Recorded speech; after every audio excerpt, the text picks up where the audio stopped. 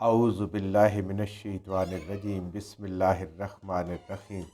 اللہم صلی علی محمد وعلی آل محمد۔ اللہ جل شانہ کا بے حساب کرم احسان اس ذات کا کہ جس نے ایک دفعہ پھر قرآن مجید سمجھنے کے لیے یہاں پہ ہمیں اکٹھا کر دیا۔ آج ہم انشاءاللہ 5واں پارہ سورہ النساء کی آیت نمبر 126 سے اپنا سبق شروع کریں گے۔ اعوذ باللہ من الشیطان الرجیم بسم اللہ الرحمن الرحیم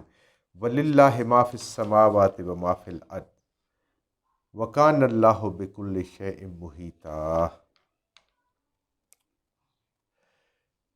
پچھلی آیات میں ہم نے پڑھا تھا کہ بہترین دین پہ وہ شخص ہے جو حضرت ابراہیم علیہ السلام کے دین پہ ہے، کیونکہ آپ کا دین اللہ تعالیٰ نے قبول فرمایا، یکسو صرف اللہ کے لیے تھا، نہ اس میں شرک تھا نہ کسی اور چیز کی آمیزش تھی۔ جو اللہ نے کہا سر تسلیم خم کر دیا، خواہ اولاد کو ذبح کرنا ہو یا بیوی کو اور شیر خوار بچے کو کسی بیابان میں چھوڑنا ہو، یا اپنے اس پورے معاشرے میں رہتے ہو جہاں پہ ہر طرف شرک ہی شرک تھا، وہاں پہ ایک اللہ کے نام کو پکارنا اور اللہ کی تلاش میں نکلنا، تو اللہ نے اس کو پسند فرمایا۔ تو اللہ نے کہا محسن وہی ہے، بہترین نیکی کرنے والا جو حضرت ابراہیم علیہ السلام کے دین پر ہے، اور اللہ تعالیٰ نے ان کو اپنا خلیل بنایا۔ اللہ اعلان فرما رہے ہیں کہ وہ میرا خلیل ہے، انہی کا طریقہ۔ وَلِلَّهِ مَا فِي السَّمَاوَاتِ وَمَا فِي الْأَرْضِ، ساری بادشاہی، ساری ملکیت، سب خزانے میرے اللہ کے پاس ہیں۔ آسمان اور زمین میں جتنی چیزیں ہیں، جو خزانے ہیں، جو مخلوقات ہیں، سب کا میرا مالک اللہ ہے۔ سب اختیار ان کے اوپر میرے رب کا ہے، جو چاہے جیسے کرے، جس کو چاہے پیدا کرے، جس کو چاہے زندگی دے، جس کو چاہے موت دے، جس کو چاہے عزت دے، جس کو چاہے ذلت دے، جس کو چاہے بادشاہی دے، جس کو چاہے زیادہ رزق دے، جسے چاہے کم رزق دے۔ سب اس کے اپنے فیصلے ہیں اور اس کا ہر فیصلہ حکمت میں مبنی ہے۔ انسان کو اس پہ شکر گزار ہونا چاہیے، تو پھر اللہ راضی ہوتا ہے۔ وَكَانَ اللَّهُ، اور اللہ وہ ذات ہے، بِكُلِّ شَيْءٍ مُحِيطًا، کہ ہر چیز کو، ہر چیز جو ہے وہ اللہ تعالیٰ کے احاطہ ہے، قدرت میں ہے۔ کوئی بھی اس کی ایسی مخلوق، کوئی بھی اس کی ایسی چیز نہیں ہے جو اس کے احاطہ قدرت سے باہر ہو۔ ہر چیز کا بندوبست بھی خود کر رہے ہیں اللہ تعالیٰ، ہر چیز کے مدبر بھی خود ہے، اس کی ضروریات کو بھی پورا کر رہے ہیں، اور اس کا جو مقصد ہے جس کے لیے اللہ تعالیٰ نے اس کو تخلیق کیا ہے، وہ اس کو پورا کرتے ہوئے وہ خود دیکھ رہے ہیں۔ تو اللہ تعالیٰ جو ہے وہ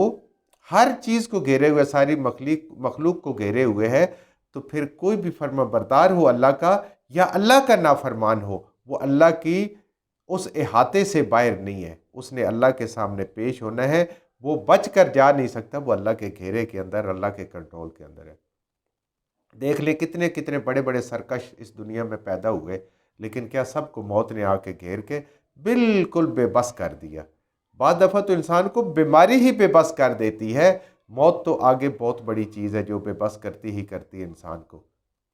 بیماری سے انسان بالکل بے بس ہو جاتا ہے، وہ خود اپنے زبان سے مانتا ہے کہ میں کچھ نہیں کر سکتا، میں اس کا کوئی مداوع نہیں کر سکتا، جو چاہے میرا رب کرے۔ سارے دنیا کے سارے چھوٹ جاتے ہیں، تو اس لیے کوئی اللہ سے بچ نہیں سکتا، سب اللہ کے پاس ہے۔ تو کیا ہی بہترین ہو انسان کے لیے کہ جس ذات سے وہ بچ نہیں سکتا اس کا حکم مانے، تاکہ وہ راضی ہو جائے اور وہ دنیا میں بھی عزت کی زندگی دے اور آخرت میں بھی اپنا فضل اور کرم فرمائے، نبی کریم صلی اللہ علیہ وآلہ وسلم کی شفاعت نصیب فرمائے، اور اللہ جہنم سے بچا لے اور جنت میں بھیج دے۔ ایسے رب کی فرما برداری، تابع داری، اس کی بات ماننے میں ہی انسان کی خیر ہے۔ یستفتونک فی النساء، اب ایک اور معاملہ، ایک اور مسئلہ ہے۔ یستفتونک، اے نبی کریم صلی اللہ علیہ وآلہ وسلم آپ سے پوچھتے ہیں، فتویٰ مانگتے ہیں آپ سے، فی النساء، عورتوں کے بارے میں، خاص طور پہ جو یتیم عورتیں ہیں ان کے بارے میں، جو یتیم بچیاں ہیں ان کے بارے میں آپ سے فتویٰ مانگتے ہیں۔ اب دیکھیں صحابہ کرام کی لگن کہ وہ پوچھتے ہیں نبی کریم صلی اللہ علیہ وآلہ وسلم کے کہ ان کی حقوق ہمیں بتائیں تاکہ ہم ان کو پورا کریں، ایسا نہ ہو کہ بروز قیامت ہم ان کے حقوق میں پکڑے جائیں۔ آج اللہ نے ہمیں مختلف عورتوں کے حقوق، بچوں کے حقوق، بیویوں کے حقوق، ماں باپ کے حقوق، پڑوسیوں کے حقوق، حتیٰ کہ معاشرے کی ہر چیز کے، ہر معاملات کے حقوق اللہ نے ہمیں قرآن میں بتا دیے ہیں۔ نبی کریم صلی اللہ علیہ وآلہ وسلم کی سنتوں میں ان کی تشریح موجود ہے، لیکن کوئی آدمی اس کو سیکھنے کے لیے تیار نہیں ہے، کوئی آدمی اس کو سیکھنے کے لیے تیار نہیں۔ اور کہاں صحابہ اکرام کہ انہیں جہاں پہ لگتا تھا کہ کہیں پہ ایسے کوئی اس سے بہترین کام ہو سکتا ہے تو وہ نبی کریم صلی اللہ علیہ وسلم سے آ کے پوچھتے تھے کہ کہیں ہمارے سے کسی کی حقوق کی حق تلفی نہ ہو جائے۔ آج ہم سارے اپنے اپنے حقوق جانتے ہیں، لیکن دوسرے کو کیا حق جانتے ہیں دینا ہے اس کا ہمیں پتہ ہی نہیں، اور نہ ہم پوچھتے ہیں کہ کیا حقوق ہیں، وراثت کے کیا حقوق ہیں، بہن کے کیا حقوق ہیں، بھائی کے کیا حقوق ہیں۔ کسی حق کا ہمیں علم حاصل کرنے کی ضرورت پیش نہیں آتی جب علم مکمل ہو گیا۔ اور صحابہ کرام اس وقت پوچھتے ہیں، اے نبی کریم صلی اللہ علیہ وسلم، یہ آپ سے ان عورتوں کے بارے میں، یتیم اور نادار عورتوں کے بارے میں آپ سے فتویٰ مانگتے ہیں۔ فتویٰ وہ کہتے ہیں کہ کسی چیز کے بارے میں اس کا شرعی حکم پوچھنا، کسی چیز کے بارے میں گہرائی سے غور سے سوچنا اور اس کا شرعی حکم تلاش کرنا، یہ ہوتا ہے فتویٰ۔ کل اللہ یفتیکم فیہن، اے نبی کریم صلی اللہ علیہ وسلم فرما دیجئے اللہ خود تمہیں بتاتے ہیں ان عورتوں کے بارے میں کہ اللہ کا فتویٰ کیا ہے، شرعی حکم کیا ہے۔ دیکھیں یہ اتنی اہمیت کا معاملہ ہے، ناداروں کی حقوق کا قرآن بھی تحفظ کرتا ہے، اسلام تحفظ کرتا ہے کہ اللہ کہتے ہیں کہ میں خود تمہیں بتاتا ہوں کہ یہ فتویٰ کیا ہے، کیا حقوق ہیں ان کے۔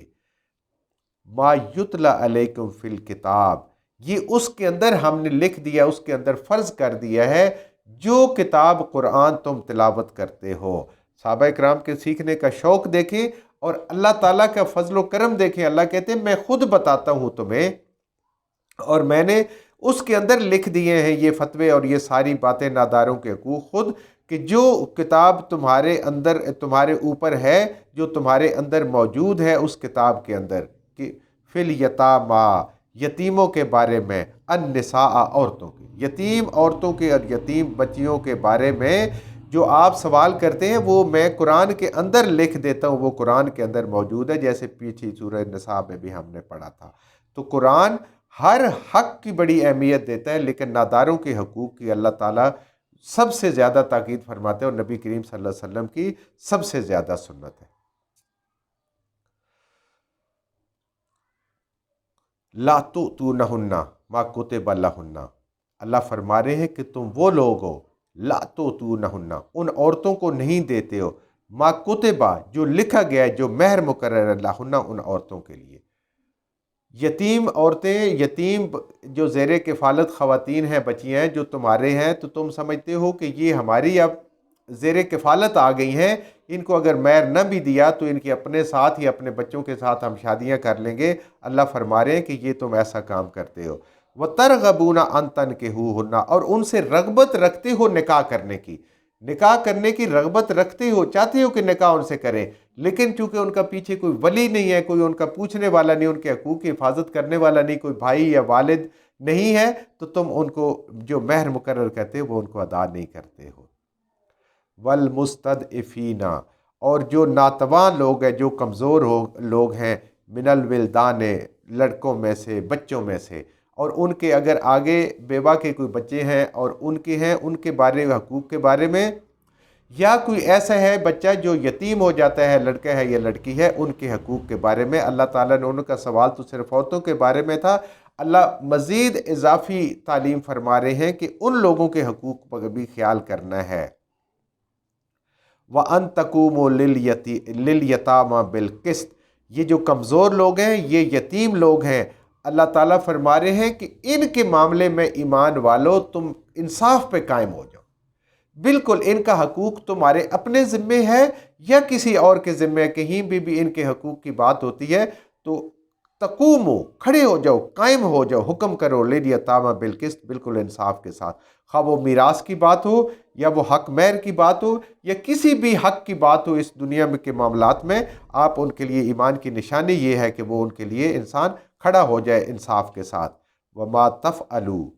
اور جو کچھ بھی تم کرو، من خیر، نیکی میں سے، کسی طرح کی بھی کوئی نیکی کرو، خواہ وہ معاملات کے بارے میں ہو، عبادات کے بارے میں ہو، وہ مالی نیکی ہو، وہ جانی نیکی ہو، وہ علمی نیکی ہو، کہیں سے بھی کوئی بھی فعلی نیکی ہو، جو بھی تم نیکی کرو گے فَإِنَّ اللَّهَ كَانَ بِهِ عَلِيمًا، اللہ اس کو جانتا ہے۔ یہ سب سے بڑی انسان کی ڈھارس ہے کہ انسان جہاں پہ اپنا مال لگا رہا ہے، اپنا وقت لگا رہا ہے، اپنی جان لگا رہا ہے، اپنی کوششیں لگا رہا ہے، اپنے علم کو لگا رہا ہے، وہ میرے رب کے ہاں قابل قبول ہے، میرے رب اس کو دیکھ رہا ہے اور اس کے مطابق وہ صلہ ادا کرے گا۔ تو اللہ تعالیٰ نے جو ان کے حقوق ہیں ان کو دینے ہیں، جو اللہ نے کہا ہے یتیم عورتوں کے حقوق کا تحفظ، اللہ خود بتا رہے ہیں، آپ اس سے اندازہ کر لیں کہ کتنی بڑی اہمیت ہے۔